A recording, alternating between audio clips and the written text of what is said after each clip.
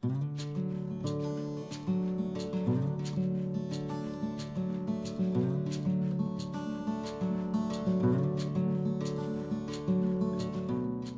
like magnatiles.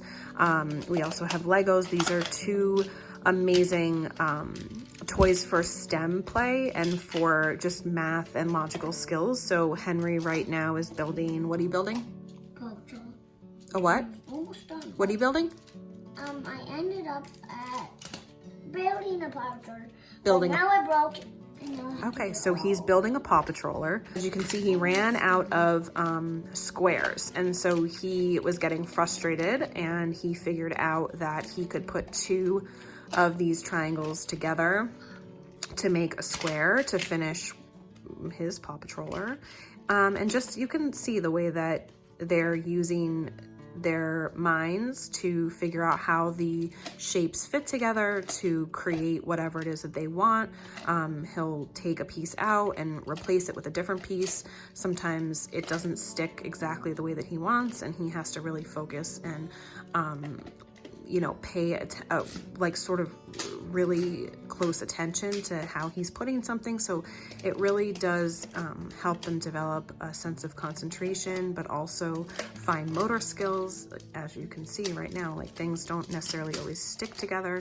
So he has to really be paying attention and go slow with putting them together. It's teaching mathematical concepts like, you know, just spatial awareness, shapes, size, color, patterns, things like that. So these are all pre-math skills. And anything like Legos, blocks, magnatiles, anything with building, you know, there's like those connects or just different building materials.